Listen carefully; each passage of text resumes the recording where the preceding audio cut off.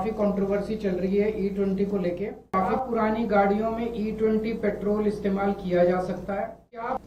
क्या उसकी वजह से केवल 4-5% ही माइलेज कम होती है? 10% से ज्यादा माइलेज लॉस हुआ तो क्या आप उस कंज्यूमर को कॉम्पेंसेट करेंगे? कि 26 को अलग लिखी है। 3 वो लोग हैं, मारुति, टोयोटा किर्लोस्कर और हीरो, जिन्होंने 4 जुलाई को सरकारी प्रेस कॉन्फ्रेंस में कहा था कि पुरानी गाड़ियों में अगर E20 इस्तेमाल किया जाए तो सेफ है। थोड़ी सी माइलेज गिरती है 3-4-5%, लेकिन कोई नुकसान नहीं होता गाड़ी को। तो इन लोगों को अलग से चिट्ठी लिखी है। ये वो चिट्ठी है जो इन 3 कंपनियों को लिखी है, टोयोटा किर्लोस्कर को, मारुति को और हीरो को। इस चिट्ठी में लिखा है, जी आपने 4 तारीख को सरकारी प्रेस कॉन्फ्रेंस में कहा था कि पुरानी गाड़ियों में E20 का इस्तेमाल किया जा सकता है, थोड़ी सी माइलेज कम होती है 4-5%, लेकिन नुकसान नहीं होता गाड़ी को। लेकिन आपका ओनर्स मैनुअल कहता है कि किसी भी हालत में 2023 के पुरानी गाड़ियों में 10% से ज्यादा इथेनॉल ब्लेंडेड पेट्रोल इस्तेमाल नहीं होना चाहिए। तो ये दोनों पोजीशंस में आपकी कंट्राडिक्शन है। आपका पब्लिश्ड मैनुअल जो कि एक एग्रीमेंट है कंज्यूमर और आपके बीच में, वो कुछ कहता है, और आपके रिप्रेजेंटेटिव सरकारी प्रेस कॉन्फ्रेंस में जाके कुछ कहते हैं। ये कोई माइनर मिस्टेक या डिस्क्रिपेंसी नहीं है। तो आपकी एक्चुअल पोजीशन क्या है, आप रिटर्न में पब्लिक करिए। इस चिट्ठी लिखने के 1 हफ्ते में आप क्लियर जवाब दीजिए कि क्या पुरानी गाड़ियों में E20 पेट्रोल इस्तेमाल किया जा सकता है? क्या उसकी वजह से केवल 4-5% ही माइलेज कम होती है? और क्या उसकी वजह से कोई नुकसान नहीं होता? अगर ऐसा है तो उनसे 2 प्रश्न पूछे हैं कि अगर किसी की 5% से 10% से ज्यादा माइलेज लॉस हुआ तो क्या आप उस कंज्यूमर को कॉम्पेंसेट करेंगे? अगर E20 इस्तेमाल करने से अगर किसी कंपोनेंट को नुकसान हुआ तो क्या उस कस्टमर को कंपोनेंट का हर्जाना दिया जाएगा? ये चिट्ठी इन 3 कंपनियों को भेजी है। इसके अलावा 26 कंपनियों को जनरल चिट्ठी गई है, जिसमें हमने लिखा है, जी आपके प्रोडक्ट को इस्तेमाल कई लोग करते हैं, आपकी गाड़ी को, 2 व्हीलर को। ये वो जनरल चिट्ठी है जो सबको गई है। तो आप अपना स्टैंड क्लियर कीजिए। इस टाइम काफी कंट्रोवर्सी चल रही है E20 को लेके। आप अपना स्टैंड क्लियर कीजिए कि आपका प्रोडक्ट जो मार्केट में है, क्या वो प्रोडक्ट E20 पुरानी गाड़ियां, 2023 के पहले की गाड़ियां, क्या वो E20 इस्तेमाल कर सकता है? क्या उसकी वजह से माइलेज कम होगी? कम होगी तो कितनी होगी? और क्या उसकी वजह से कोई नुकसान होगा? अगर आप कहते हो कि E20 सेफ है, तो क्या माइलेज कमी का नुकसान को आप भरपाई करोगे? और क्या कंपोनेंट के नुकसान की आप भरपाई करोगे? ये चिट्ठियां हमने सबको लिखी है। मैं उम्मीद करता हूं कि सारी कंपनियां, बिकॉज ये बहुत क्रिटिकल मामला है सभी कंज्यूमर्स के लिए, सारी कंपनियां इसका जवाब देगी। हमने उम्मीद की है कि 1 हफ्ते के अंदर वो सब लोग इसका जवाब देंगे, क्योंकि सबके ओनर मैनुअल कुछ कहते हैं और पब्लिकली कुछ कंपनियों ने वो कहा है। प्लस कल मैं कुछ पेट्रोल पंप्स पे जाऊंगा, कुछ सर्विस सेंटर्स पे जाऊंगा और कुछ मिस्त्रियों के यहाँ जाऊंगा लोगों से बात करने के लिए। लोग क्या कहते हैं? सरकार तो अड़ी हुई है, जिद पे अड़ी हुई है कि हम E20 थोपेंगे सबके ऊपर। जनता क्या कहती है? सरकार कहती है सेफ है, कुछ नहीं होता, थोड़ी बहुत माइलेज कम होती है, इसकी वजह से कोई नुकसान नहीं हो रहा। जनता क्या कह रही है? जनता का क्या एक्सपीरियंस है?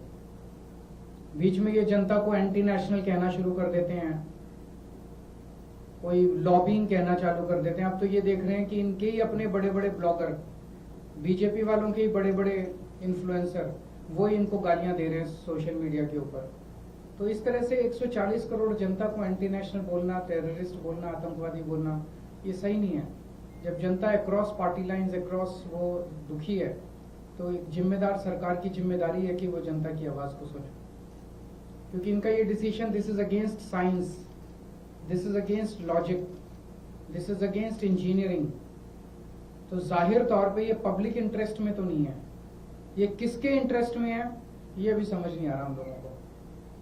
अगर आपके कोई प्रश्न है तो बता दीजिए। आपने कहा सर्विस सेंटर जाएंगे तो आप वहाँ पे जो लोग काम कर रहे हैं उनसे भी बात करेंगे?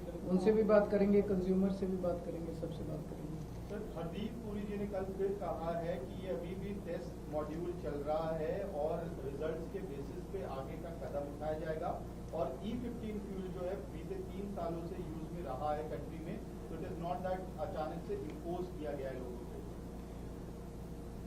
एक दिन सुप्रीम कोर्ट में वो कहते हैं कि ये टेस्ट चल रहा है, ट्रायल चल रहा है, और ट्रायल कंप्लीट होने के बाद हम एक्चुअल निर्णय लेंगे।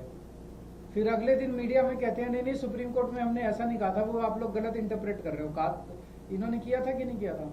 अब आप कह रहे हो कि कल हरदीप पुरी जी ने ऐसे बोला कि ये तो ट्रायल चल रहा है, तो क्लियर बता देना। एक दिन कुछ बोलते हैं, एक दिन ये सरकार चला रहे हैं, क्या चला रहे हैं? जब वो इस तरह की बातें करती है सरकार, तो लोगों की सरकार पर से विश्वसनीयता कम हो जाती है। एक जमाना ऐसा था जब सरकार कुछ बोल देती थी तो लोग सोचते थे ये सरकार ने बोला, ये सही है। आज ही हो गया कि सरकार कुछ बोलती है तो लोग सोचते हैं कि झूठ ही बोल रहे होंगे, सरकार बोल रही है। हर चीज में झूठ, हर चीज में झूठ। राम मंदिर मामले से कल चंपत राय ने पहली बार चिट्ठी लिखकर अपना बयान जारी किया। उन्होंने कहा कि जब तक SIT की रिपोर्ट नहीं आती है मैं कुछ नहीं बोलूंगा, उसके बाद अपने पक्ष रखूंगा। लेकिन अनिल मिश्रा पर उन्होंने आरोप लगाया कि उनके हस्ताक्षर करके ट्रेजरर की तरफ से। देखिए, सारा मामला अनिल मिश्रा, टिन्नू यादव, फलाना ढिमका इसी के अंदर घूम रहा है। असली चोर तो बड़े बड़े हैं, वो तो कहीं और ही बैठे हैं। SIT जो है वो एक दिखावा है।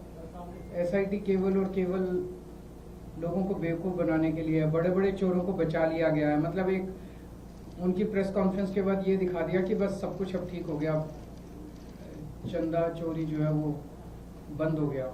लेकिन सारे देश में किसी से पूछ लो, सबको दिख रहा है कि मामले को रफा दफा किया जा रहा है।